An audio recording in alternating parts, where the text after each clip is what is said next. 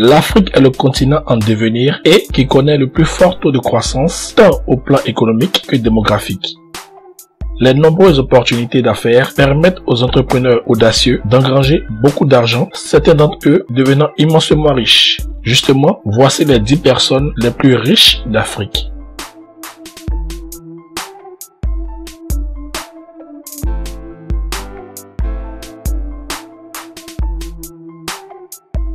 Né à Soweto en 1962 en Afrique du Sud, Patrick Motsepe est le fondateur-président d'African Rainbow Minerals. Il est devenu milliardaire en 2008. En 2016, il a lancé une nouvelle société de capital investissement, African Rainbow Capital, axée sur l'investissement en Afrique. Motsepe a également une participation dans Salam, une société de services financiers cotée en bourse, et est le président et propriétaire du club de football Mamelodi Sundowns. En 1994, il est devenu le premier associé noir du cabinet d'avocats Bowman Gilfillan à Johannesburg, puis a démarré une entreprise de passation du marché en effectuant des travaux d'exploration de mines. En 1997, il a acheté des puits de mines d'or à faible production et les a ensuite rendus rentables. En 2013, il a été le premier Africain à signer le Giving Pledge de Bill Gates et Warren Buffett, promettant de donner au moins la moitié de sa fortune à une œuvre caritative.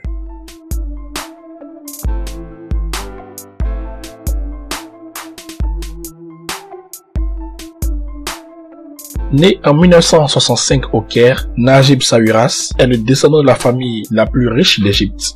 Il a construit une fortune dans les télécommunications en vendant Orascom Telecom en 2011 à la société de télécommunications russe Vempelcom dans une transaction de plusieurs milliards de dollars. Il est le président d'Orascom TMT Investments qui détient des participations dans un important gestionnaire d'actifs en Égypte et dans une société internet italienne, entre autres. La holding familiale La Mancha détient des participations dans Evolution Mining, Endeavour Mining et Golden Star Resources qui exploitent des mines d'or en Afrique et en Australie. Sawiras est un actionnaire majoritaire d'Euronews. Il a également développé un complexe de luxe appelé Silver Sands à la Grenade. En 2015, il a proposé d'acheter une île grecque ou italienne afin d'héberger les réfugiés syriens, mais les deux pays ont refusé.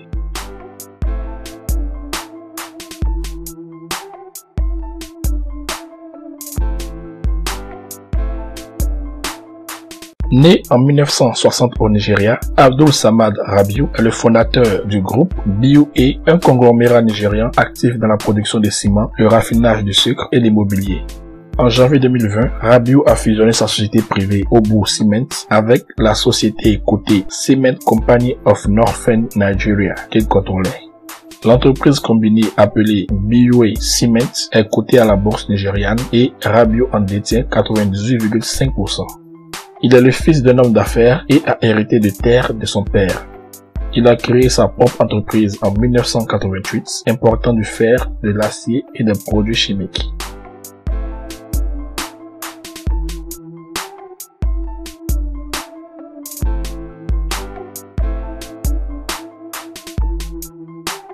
Né en 1948 en Égypte, Mohamed Mansour supervise le conglomérat familial Mansour Group, fondé par son père Lotfi en 1952 et qui compte 60 000 employés.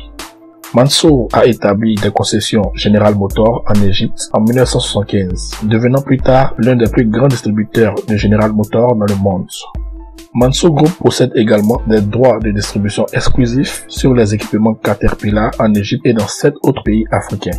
Il a été ministre égyptien des Transports de 2006 à 2009 sous le régime d'Hosni Moubarak.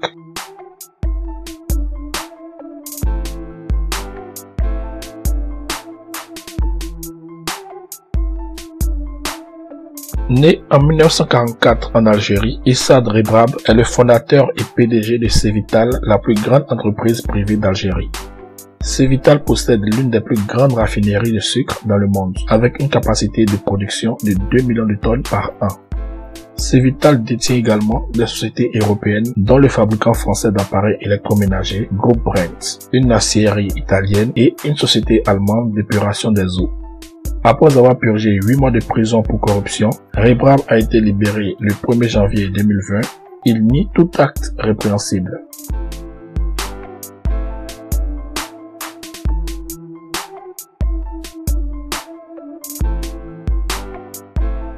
Né en 1950 à Stellenbosch en Afrique du Sud, Johan Rupert est le président de la société suisse de produits de luxe compagnie financière Richemont. L'entreprise est surtout connue pour les marques Cartier et Montblanc.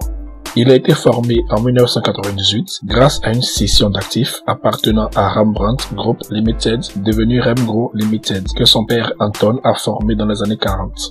Il détient une participation de 7% dans la société d'investissement diversifiée Remgro qu'il préside, ainsi que 25% de Renex, une société de portefeuille d'investissement basée à Luxembourg. Il possède également une partie de l'équipe de rugby anglaise des Saracens. Johan Rupert a déclaré que son plus grand regret était de ne pas avoir acheté la moitié de Gucci alors qu'il en avait l'occasion pour seulement 175 millions de dollars.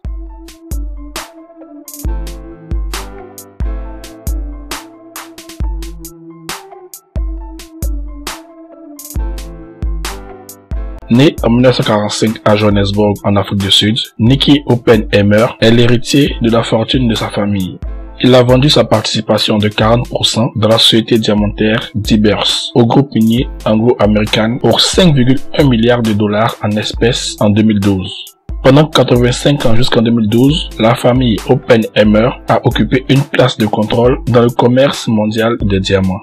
En 2014, Oppenheimer a lancé Fireblade Aviation à Johannesburg, qui exploite des vols charter avec sa flotte de 3 avions et 2 hélicoptères. Il possède au moins 720 000 m² de terres protégées en Afrique du Sud, au Botswana et au Zimbabwe. Il est également propriétaire de la réserve Twazulu-Kalahari, la plus grande réserve de chasse privée d'Afrique du Sud.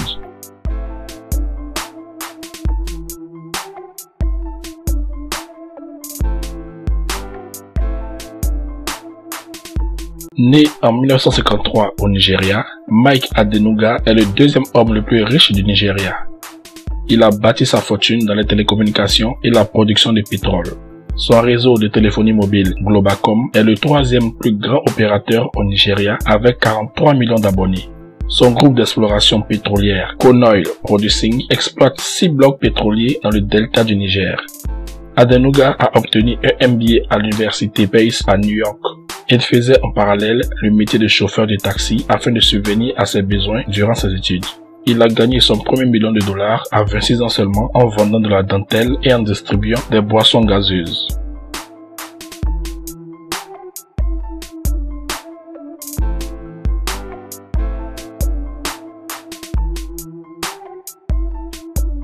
Nasser Sawiras est le descendant de la famille la plus riche d'Égypte. Son frère Najib est également milliardaire.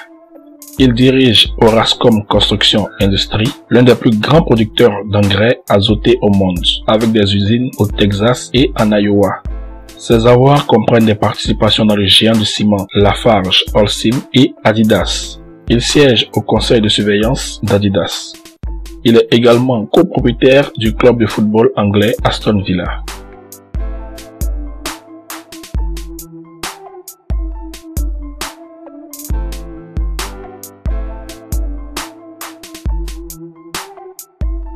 Né en avril 1957, Aliko Dangote est l'homme le plus riche d'Afrique. Il a fondé et préside Dangote Cement, le plus grand producteur de ciment du continent. Il détient près de 85% de Dangote Cement coté en bourse. Dangote Cement produit 45,6 millions de tonnes métriques par an et opère dans 10 pays à travers l'Afrique. Dangote détient également des participations dans des sociétés cotées en bourse de fabrication de sel, de sucre et de farine. La raffinerie de Dangote est en construction depuis 3 ans et devrait être l'une des plus grandes raffineries de pétrole au monde, une fois achevée. Ce père de 3 enfants a célébré en grande pompe le mariage de sa fille Fatima en présence d'invités prestigieux tels que Bill Gates. Il a déclaré récemment qu'il rêvait d'acquérir le club de football Arsenal dont il est un grand fan dans les années à venir.